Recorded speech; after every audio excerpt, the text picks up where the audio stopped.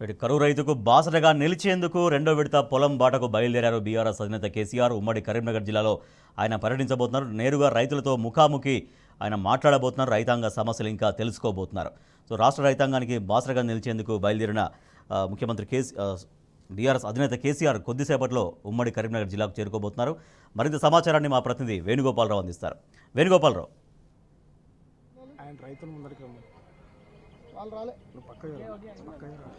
రాజేష్, మరి కొద్దిసేపట్లో బీఆర్ఎస్ అధినేత కేసీఆర్ అన్నారు. అంటే ఇప్పటికే మగ్దుంపూర్ విషయానికి వస్తే రైతులు కూడా పెద్ద ఎత్తున ఇక్కడ చేరుకున్నటువంటి పరిస్థితి మనకు స్పష్టంగా కనిపిస్తుంది. అంటే ముఖ్యంగా చూసుకుంటే రైతాంగం పెద్ద ఎత్తున, అంటే చిన్న సన్నకారు రైతులు 2 ఎకరాలు 3 ఎకరాలు ఉన్న వాళ్ళు కూడా 2 ఎకరాలు వేస్తే ఎకరన్నర వరకు కూడా పోయినటువంటి పరిస్థితి. ఎందుకంటే ముఖ్యంగా భూగర్భ జలాలు ఎండిపోవడం, ప్రాజెక్టులో నీళ్లు లేకపోవడం, కుంటలు చెరువులు ఎండిపోయిన నేపథ్యంలో రైతాంగం అంతా కూడా సఫర్ అవుతున్న నేపథ్యంలో ప్రత్యక్షంగా రైతులతోటి మాట్లాడి రైతాంగం కష్టాలు తెలుసుకోవాలనే లక్ష్యంతో బీఆర్ఎస్ పార్టీ అధినేత కేసీఆర్ మరికొద్దిసేపట్లో అన్నారు. అంటే ఇది మగ్దుంపూర్, ఇది కరీంనగర్ రూరల్ మండలం మగ్దుంపూర్. అంటే వీళ్ళంతా కూడా రైతులు, ఇది స్థానిక రైతులు, వీరితో మాట్లాడించి మరిన్ని విషయాలు తెలుసుకుందాం. చెప్పండి, అంటే మీరు ఎన్ని ఎకరాలు ఉంది, ఎట్లా? 5 ఎకరాలు ఉన్నది. నీళ్ళు లేవు, మొత్తం ఎండిపోతుంది. బయలుదేరినాం, ఉసుక తీసినాం, అన్ని పిత్తలు అమ్మినా నీళ్ళు లేవు, మాడిపోతుంది అంతే. ఎందుకు అట్లా అయింది అసలు? నీళ్ళు లేక మాడిపోతాండి. ఏం చేయమంటారు? తవి నీరు పెట్టిపోతాను, తాగుదాం నీళ్ళు. గతంలో ఎట్లా ఉండే? గతంలో పెన మా కేసీఆర్ మంచిగా ఉండే. ఇప్పుడు ఎందుకు అట్లా అయింది? మరి ఎందుకు లేదు నీళ్ళు? పట్టుకున్నది లేదు, అట్లా పట్టుకున్నది లేదు, అట్లా వచ్చింది పరిస్థితి. ఎవరు మాకోటే అన్నారు కానీ నీళ్లు ఇచ్చే మానవులు లేరు. ఇప్పుడు కమలాకర్ కూడా మాట తాగుతలేదు, కేసీఆర్ మాట తాగుతలేదు, మాకు నీళ్ళు అత్తలేవు. ఇది సంగతి. చెప్పా, నువ్వు ఎన్ని ఎకరాలు వేసినావు, ఎట్లున్నాయి? నేను ఎకరం వేసిన సార్, నా సొంతం. నేను 50,000 పెట్టి బావిలో పొడిక తీయించిన. బావిలో పొడికితే బావి ఎండిపోయింది సారు. మాకు ఈ 8 సంవత్సరాలు వస్తుంది, నీళ్ళ కరువన్న ముచ్చట లేదు. ఈ తెలంగాణ వచ్చే కాడికెళ్ళి మాకు నీళ్ళ కొరతే లేదు, నీళ్ళ కరువే లేదు. ఇప్పుడు ఈ ఒక్క సెట్ డౌన్ నెరవేరుతుంది సార్. అన్ని సెట్ డౌన్ నెరవేర్చినాయా? అన్ని కూలిపోయినాయా? ఒక్క సెట్ డౌన్ కూలిపోయింది, అన్ని సెట్ డౌన్ కూలిపోయినాయా సారు? కానీ ఇప్పుడు కావాలనే కేసీఆర్ బదనాం చేయాలనే ఇవన్నీ ఎత్తుగడ కట్టిరు సార్. అంతకు తప్ప ఏమి లేదు. మాకు మా రైతుల మీద మాకు గోస కలుగుతుంది. మా రైతులను పొలాలని మమ్మల్ని రైతుతోటే రాజ్యం. రైతులది రాజ్యం ఎక్కడ సార్?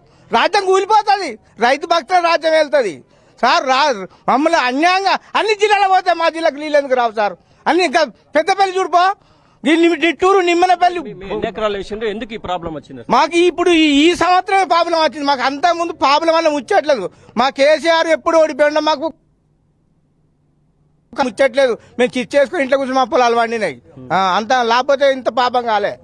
మాకు తాగడానికి ఇప్పుడు నీళ్ళు లేవు సార్. అసలు అనుకున్నావా ఇట్లా అవుతుందని? కాలే, నాకు జన్మనసు ఊగించలే. మాకు ఈ కరువత్తదని మా జన్మనసు నేను ఊగించలే సార్. ఈ కరువత్త నేను ఊగించలే అసలుకే. ఇగో యువ రైతుగా మీరు వ్యవసాయం చేస్తున్నా, ఎన్ని ఎకరాలు ఉంది, ఎట్లా ఉంది? మాకు 12 ఎకరాలు ఉంది. 12 ఎకరాల ల్యాండ్ ఉంది. 12 ఎకరాల పొలం వేసినాము. 4 ఎకరాలు ఎండిపోయింది ఆల్రెడీ. ఈ వాగడ్డకు 8 ఎకరాల ల్యాండ్ ఉంటుంది. ఎండాకాలం కూడా వాగు పోయేది. ఈ సంవత్సరం కేసీఆర్ పోయినాక ఈ సంవత్సరం నీళ్లు లేక చెక్ డ్యాములు నిండిపోయినాయి. నల్లలబాయి కూడా అరగంట పోతలేదు. మిషన్ భగీరథ లేకుంటే ఇప్పటికి ఊర్లో నీళ్లు లేవు. మిషన్ భగీరథ నీళ్లతోనే ఊరు కూడా ఇప్పటికీ నల్లలు వస్తున్నాయి. నల్లలబాయి కూడా ఎండిపోయింది. ఊర్లో ఒక్క బాయిలో నీళ్లు లేవు, పొలాలన్నీ ఎండిపోయినాయి. కేసీఆర్ ఉన్న కాలం మాకు వాగు దాటుదామంటే ప్రజలు దాటిపో, బ్రిడ్జ్ ఎక్కిపో, అంత వాగొచ్చేది. ఇప్పుడు వాగస్తలేదు, నీళ్లు లేవు. ఈ ప్రభుత్వం వచ్చిన కాంచి చాలా కరువు ఉన్నది. పట్టించుకునే నాదులు లేరు. కెనాల్ వస్తలేదు. కెనాల్ నీళ్లు కూడా వచ్చి వాగలు పడేటి కెనాల్ కూడా వస్తలేదు. ఇప్పుడు ఎవరిని అడిగిన అధికారులు ప్రభుత్వం ఏం చేస్తలేదు అది అని చెప్తారు. ఎవరు పట్టించుకునే నాదులు లేడు. కేసీఆర్ అయిన కాంచి మొత్తం కరువే. రాజేష్, మొత్తం మీద చూసుకుంటే ఏ రైతును కదిలించినా కూడా విషాదం ప్రకటన చేస్తున్న నేపథ్యం. ఎందుకంటే నీళ్లు లేని నేపథ్యంలో బావుల్లో అంటే బోర్లు వేస్తున్నారు, బావులలో మళ్ళొకసారి పుడక తీస్తున్న నేపథ్యం. అంటే ముఖ్యంగా చూసుకుంటే కరీంనగర్కు తలపున ఎల్ఎండి ఉంటుంది. ఎల్ఎండి 24 టీఎంసీల కెపాసిటీ ఉంటుంది రాజేష్. కానీ ప్రస్తుతం చూసుకుంటే 7 నుంచి 8 టీఎంసీల నీరు మాత్రమే ఉంది. అంటే చివరి ఆయకట్టు నల్లగొండ జిల్లా వరకు కూడా అందించినట్టు ఎల్ఎండి కూడా ఈరోజు నీళ్లు లేక కలతప్పిన నేపథ్యం. మరోవైపు చూసుకుంటే ఇటు రాజరాజేశ్వర బ్యారేజీ, ఇది కూడా అంటే మిడిమానేరు దీన్ని చూసుకుంటే కూడా 26 టీఎంసీల కెపాసిటీతో నిండు కుండను తలపించినటువంటి నేపథ్యం గతంలో ఉండేది. కానీ ప్రస్తుతం చూసుకుంటే ఎడారిని తలపిస్తున్న నేపథ్యం 8 టీఎంసీల వరకు మాత్రమే నీరున్న పరిస్థితి. అంటే ఈ నేపథ్యంలో ఎక్కడ చూసినా కానీ ప్రాజెక్టులో కావచ్చు, కుంటల్లో కావచ్చు, చెరువుల్లో కావచ్చు నీళ్లు లేని నేపథ్యంలో భూగర్భ జలాలు ఎండిపోవడం, బోరింగులు ఎండిపోవడం, మరోవైపు చూసుకుంటే బావుల్లో కూడా నీరు ఎండిపోయిన నేపథ్యంలో తమ కళ్ళ ముందే పంట అంటే ఖరాబ్ అయిపోతుంటే చూడలేనటువంటి పరిస్థితుల్లో రైతాంగము తమకు పెంచుకున్న జంతువులతోటే మేపుతున్నటువంటి దుస్థితి నెలకొందని చెప్పాలి. మరోవైపు చూసుకుంటే కొంతమంది సరే సన్నకారు చిన్నకారు కాకుండా కొంతమంది రైతులు ట్యాంకర్లతో కొంత మా వరకన్నా మేము తినడానికి పండించుకుందామని చెప్పి ట్యాంకర్ల ద్వారా పండించుకున్న ఆ ట్యాంకర్ల నీరు కూడా గుంట వరకు వచ్చే వరకే వాళ్ళ నుంచి కానటువంటి పరిస్థితి నేపథ్యంలో ఈ 3-4 ఎకరాలు వేసినటువంటి చిన్న సన్నకారు రైతులు కూడా చాలా బాధ వ్యక్తం చేస్తున్నటువంటి పరిస్థితి మనకు స్పష్టంగా కనిపిస్తుంది. ముఖ్యంగా కేసీఆర్ స్వయాన రైతైన నేపథ్యంలో రైతు పక్షపాతిగా రైతుల కష్ట నష్టాలు తెలిసిన నేపథ్యం ఒక ఎత్తు అయితే అంటే ముఖ్యంగా రైతాంగానికి ఏదో ఒక బారసగా ఉండాలి, ఇలాంటి కష్టకాలంలో రైతును ఆదుకోవాలనే నేపథ్యంలో ప్రత్యక్షంగా నల్గొండ జిల్లా తర్వాత ఉమ్మడి కరీంనగర్ జిల్లాను ఎంచుకున్నటువంటి నేపథ్యం కరీంనగర్ జిల్లాకు సంబంధించిన రైతాంగంతో కలుస్తారు, రైతాంగం కష్ట నష్టాలను తెలుసుకుంటారు, వారి కష్టాలు మమేకమే, వారికి ఎటువంటి ప్రాబ్లం వచ్చింది, అసలు ఎందుకు కారణమని వారితో మాట్లాడించి ఊరడించి అంటే ముఖ్యంగా బాసటగా ఉండాల్సిన అవసరం ఈ పరిస్థితుల్లో తప్పనిసరిగా ఉందని రైతాంగం కూడా కోరుకుంటారు. ఎందుకంటే గత 10 సంవత్సరాలు కూడా మాకు ఎన్నడూ కూడా ఏ కష్టాలు రాలేదు. కానీ ఈనాడు మా బావులు ఎండిపోయినాయి, బోర్లు ఎండిపోయినాయి, మరోవైపు చెరువులు కుంటలు ఎండిపోయి చెక్ డ్యాముల్లో కూడా నీరు లేని నేపథ్యంలో వేసిన పంటలన్నీ కూడా మా కళ్ళ ముందే ఎండిపోతుంటే ఏం చేయాలనే దిక్కుతోచని స్థితిలో ఉన్నాము అని చెప్పి రైతాంగం చెప్తున్నట్టు నేపథ్యం మనకు అనిపిస్తుంది. రాజేష్, ఏదేమైనా కానీ మొత్తం మీద తమ ప్రియతమ సీఎం కేసీఆర్ అంటే మాజీ సీఎం కేసీఆర్, బీఆర్ఎస్ పార్టీ అధినేత కేసీఆర్ రాక కోసం రైతాంగం ఎదురు చూస్తున్న నేపథ్యం ఇది కరీంనగర్ రూరల్ మండలం మగ్దుంపూర్ గ్రామం. ఈ గ్రామంలో ఎండిన పంట పొలాలను పరిశీలిస్తారు, రైతాంగంతో మమేకమై మాట్లాడతారు, వారి కష్ట నష్టాలను తెలుసుకుంటారు.